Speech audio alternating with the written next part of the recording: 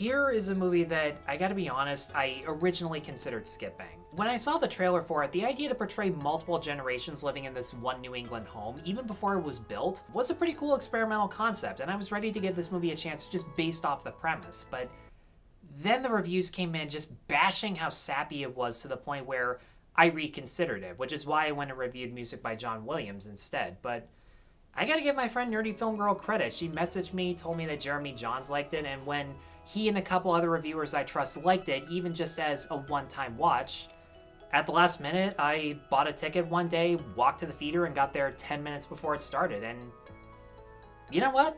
I liked Here.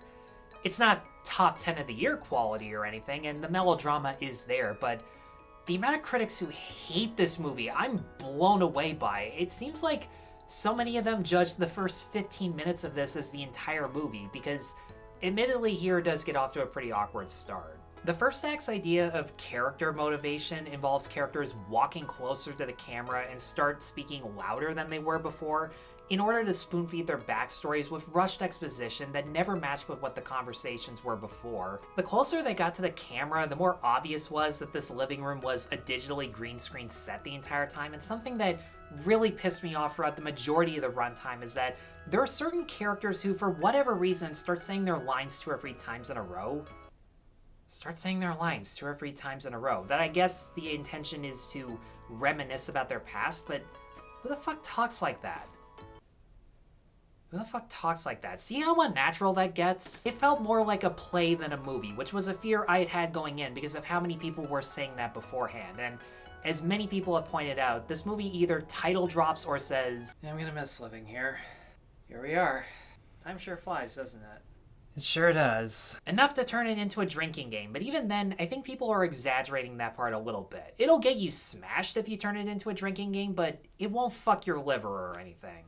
Especially when as soon as Tom Hanks and Robin Wright appear, Here mostly becomes more focused on showing the experiences of these characters rather than explaining the plot. It tells its story in a slice-of-life manner where a scene of someone playing with their kids or spending time with their spouse is equally as important as what decisions they make towards their life or their career. The movie literally opens with a time-lapse of the main location from the prehistoric era, the Ice Age, colonial times, up until the house itself is built. And the attention to detail in portraying the film's passage of time where trees grow over hundreds of years in the same spot, this really cool split-screen effect that shows 3 different cars driving through the same road in different times, and the way most of these scenes transition by having one section of the house look more modern or retro compared to the rest of it, and framed like a comic book panel, because this movie's actually based off a graphic novel, and then the rest of the house just fades into that, were such imaginative ways of editing around the fact that there's only one camera angle. They do jump cuts here and there when there's no other option, but for the most part, it's a seamless way of keeping the audience engaged without ever rushing the story.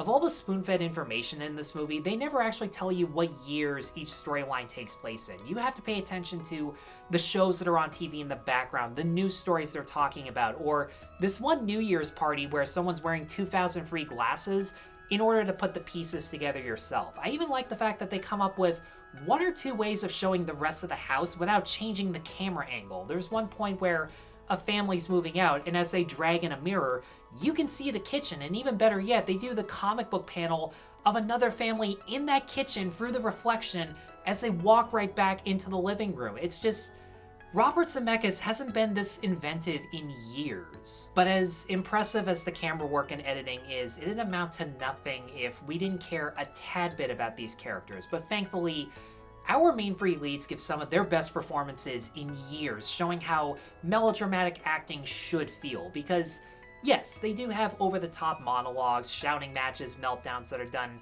mainly for dramatic effect, but these actors know how much energy to give each moment to be theatrical but not overblown, and more importantly, the script knows when to be over the top. Tom Hanks and Robin Wright 30 years later still have excellent chemistry as a couple who have clear dreams and aspirations for their future until a life-changing obstacle forces them to put other people's needs before their own, settling for traditional lifestyles that everyone else had at the time. And at first you can sympathize with the fact that they are trying to find silver linings in their life and appreciate what they do have, but there comes a point where Wright in particular has this great monologue about the regrets she's had in her life, and it's gotten to the point where she wants to live life to her fullest and do whatever she wants because you only get one chance to do so. Something Hanks is adamantly against because he's worried about mortgages and the economy. He's so afraid of what could happen if they fail rather than what will happen if they don't even try. And then on the flip side, you have Paul Bettany, who in my opinion is the best of the three, playing a character who is just so unlikable. Whenever he hears anyone talk about their dreams, he gives the "you're imagining, your head's up in the clouds, get a job and a haircut" routine,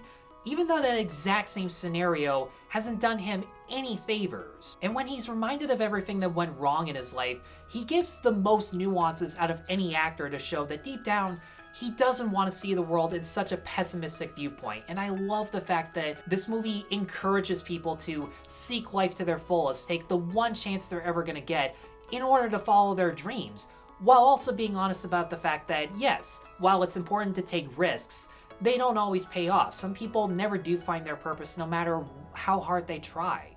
And since I kept everybody waiting this long, let's talk about the de-aging technology in this.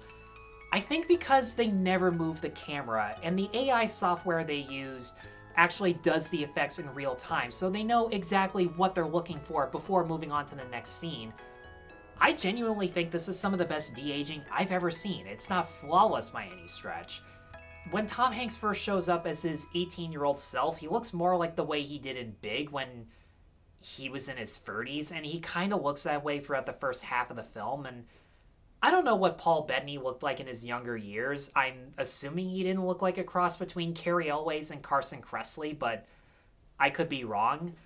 But one thing's for sure, I never believed the fact that Paul Bettany and Tom Hanks were father and son this entire time. And I left that part out of the review up until now for that very reason.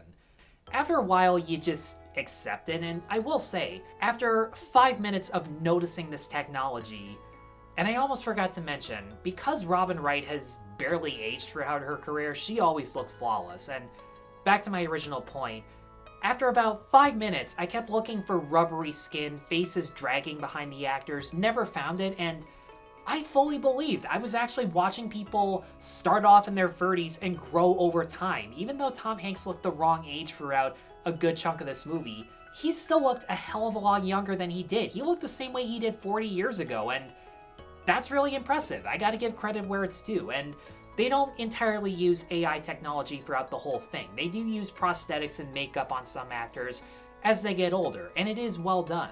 I will say, here would have been a better movie if they had just focused on Tom Hanks and Robin Wright and just cut out the other 4 subplots that are going on, because whenever it cuts to a Lenape family, the son of this historical figure, Michelle Dockery being the least interesting character, or a modern family who are there to just hammer in social commentary, all these other subplots feel like different movies. They serve no purpose other than to present this theme of no matter what era, location, or demographic you're from, we all experience hardships like illness, death, unemployment, differing viewpoints, among other things, which is a great message, but if you're going to present that with all these other plots going on, treat it more as an ensemble or just focus on one entirely.